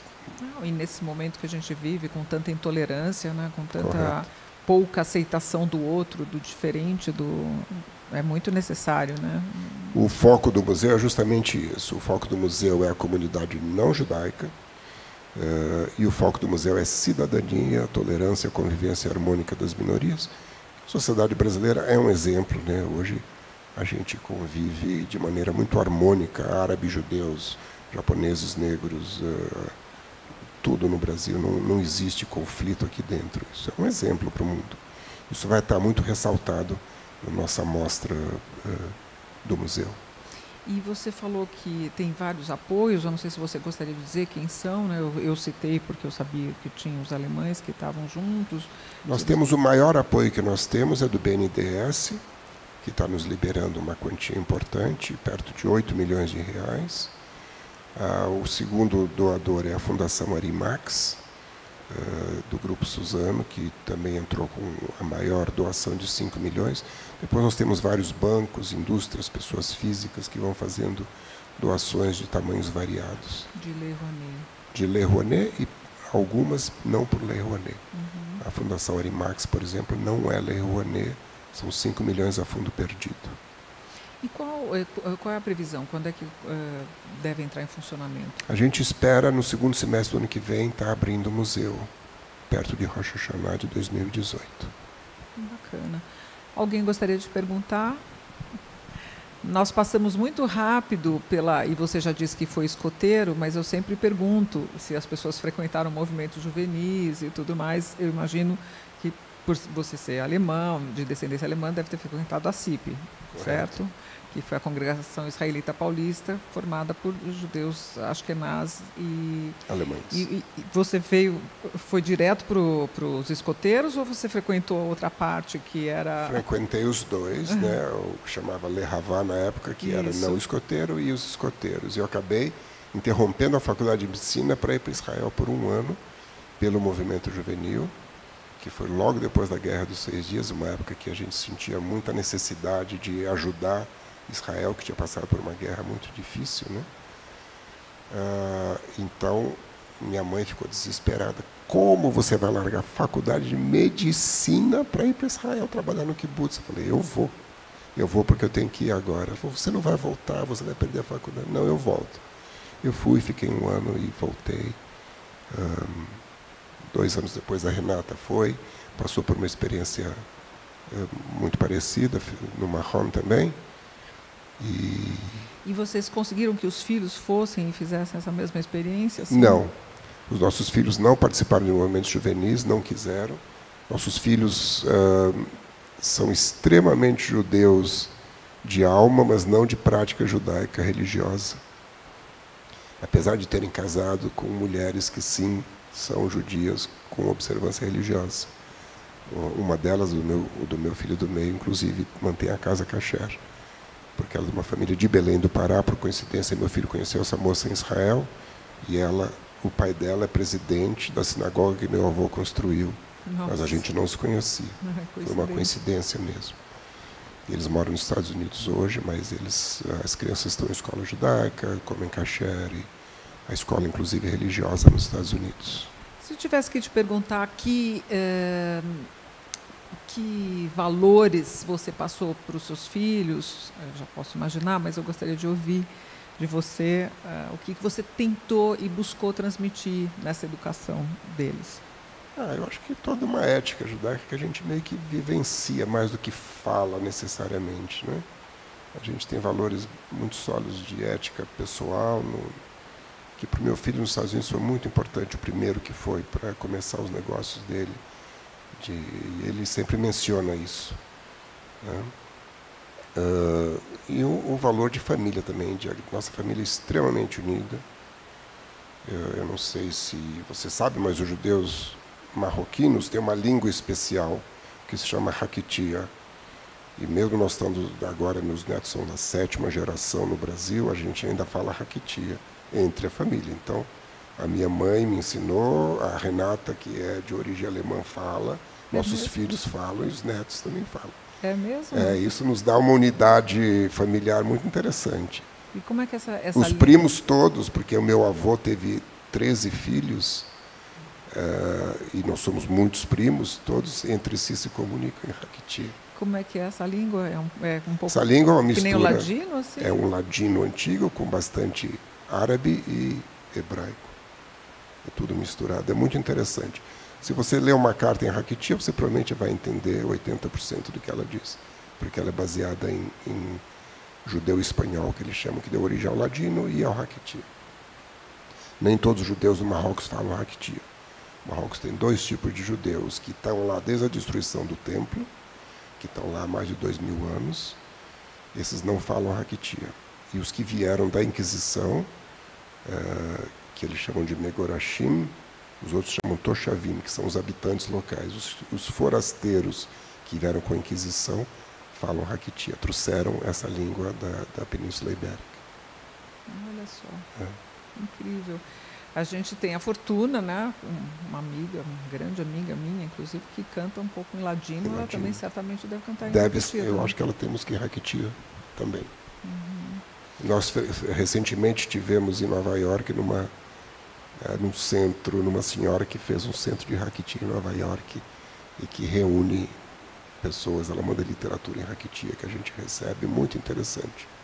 No Museu Judaico a gente vai explicar tudo isso. Tudo isso. Porque são tantas divisões, Tem inclusive uma vitrine especial sobre judeus da Amazônia, né? Porque as pessoas sabem muito pouco sobre isso.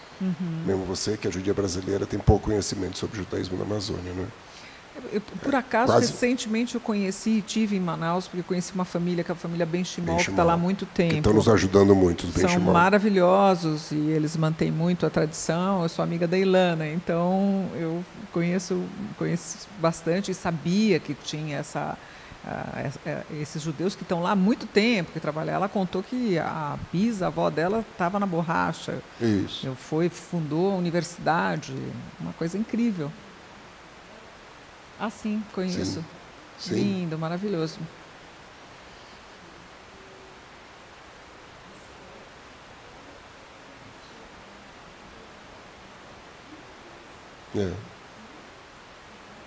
É interessante porque eles moravam no interior, né? Eles não ficaram nas grandes cidades. Então, um tio meu foi prefeito de Igarapé-Miri. Você tem ideia onde é Igarapé-Miri? Não. É depois de Moaná, onde nasceu minha bisavó. É muito longe. E eu tenho outro tio, Marcos Atias, que é avô do Gilberto Dimenstein, do jornalista.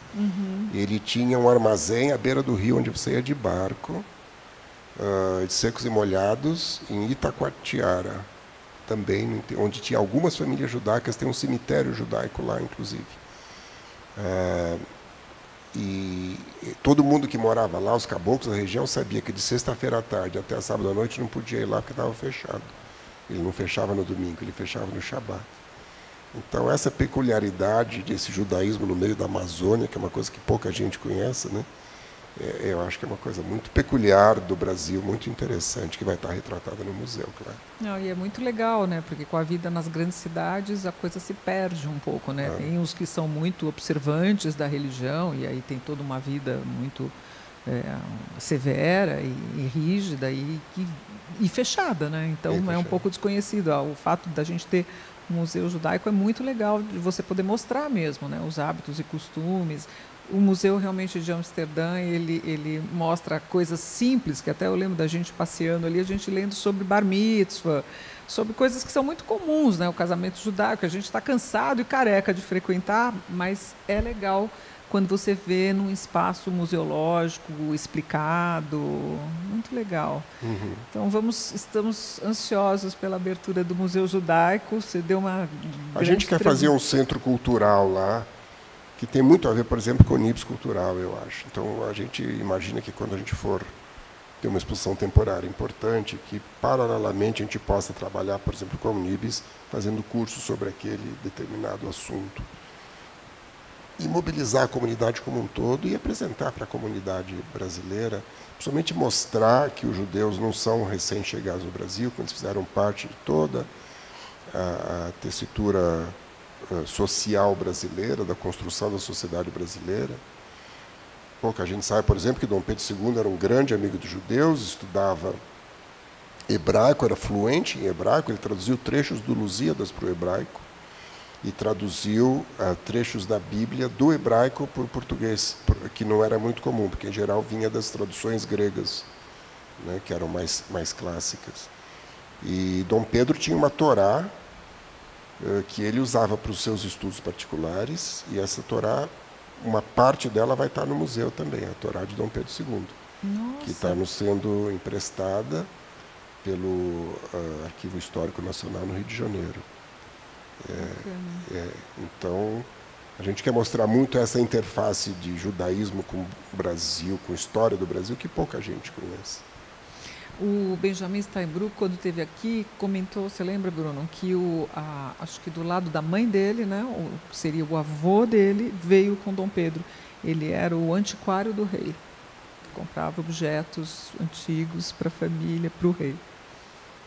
Nós recebemos um documento muito interessante agora, um documento do Império, de uma senhora judia alemã, avó de um senhor que mora aqui em São Paulo. Ela nasceu na Alemanha e ele não sabe porquê, mas ela tem um título de brasileira, um atestado de nascimento do Império Brasileiro, escrito na Alemanha, um documento belíssimo, lindo, lindo, lindo, que a gente vai expor no museu de uma...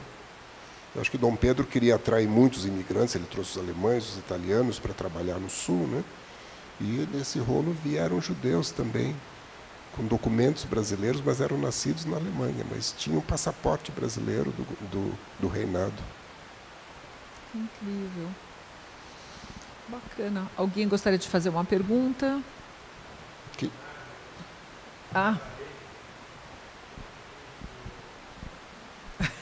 O museu? No museu, não. Não vai ter. Nós vamos ter temos um coffee shop no restaurante que... isso o presidente do museu que come, mas não vai estar, não temos como suprir isso para o público. A gente vai ter um coffee shop com comida judaica, tanto sefaradi como ashkenazi, kasher, mas comida paraense a gente não vai conseguir, não. É difícil. Ainda não. Vai ter uma livraria, assim, com... Vai ter uma loja e um coffee shop. Hã? A saída tem que ser para... Na verdade, a gente não conseguiu fazer isso, mas... em geral fica na saída mesmo, a gente não conseguiu colocar na saída. Muito legal, Sérgio. Bom, quero te agradecer muito você ter dado um pouco do seu tempo precioso aqui para a gente, para dar esse depoimento, essa entrevista. Foi muito agradável, aprendi muito. Olha que realmente você falou tanta coisa tão interessante e que bom que essa entrevista está sendo gravada, que a gente vai poder ouvi-la a qualquer momento, porque você contou muita história, né? Você não contou só a sua história, a história da sua família, você contou algumas histórias judaicas, então isso foi muito legal.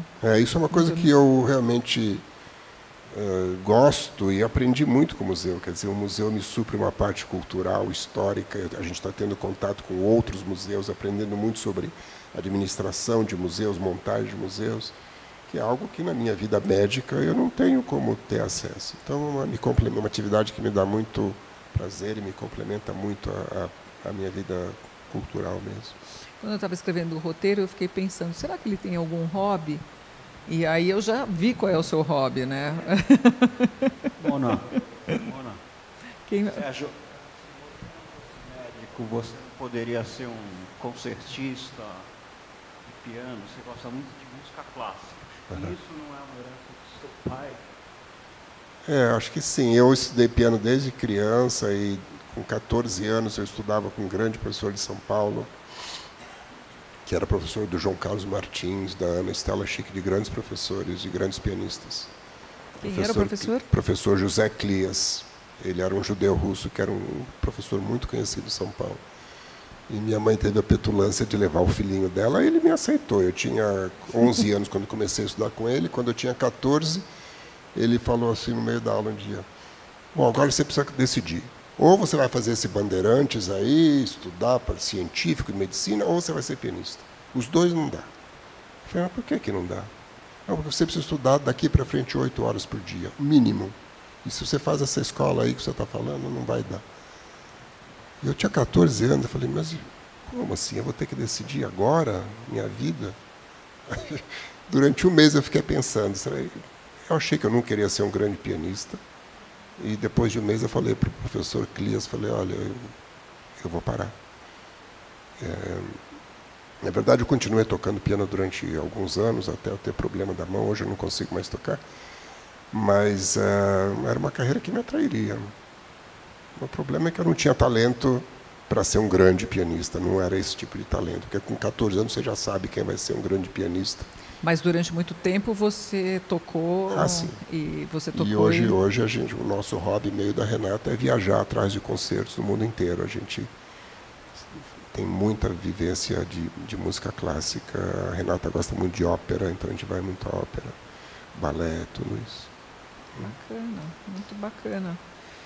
Muito obrigada, gente, pela atenção, pela presença. Acho que foi uma grande entrevista, como eu disse aqui. E queria anunciar a todos vocês que semana que vem a gente vai ter mais uma história contada com o arquiteto e urbanista Jaime Lerner. Isso em função do nosso aniversário, né, dessa casa da Unibis Cultural, que reabriu, antes era a Casa de Cultura de Israel, ficou fechado um tempo e reabriu como Unibis Cultural e está fazendo um grande trabalho, né, por São Paulo.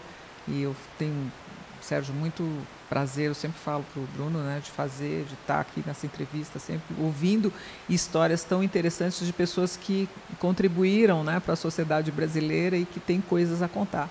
Como eu disse, você nos contou muitas histórias hoje. Muito obrigada. Foi um prazer estar aqui, Mona, e boa sorte na continuação do teu programa cultural. Okay. Fundamental para nós. E espero vocês todos, então, semana que vem, com Jaime Lerner, aqui, dia 9.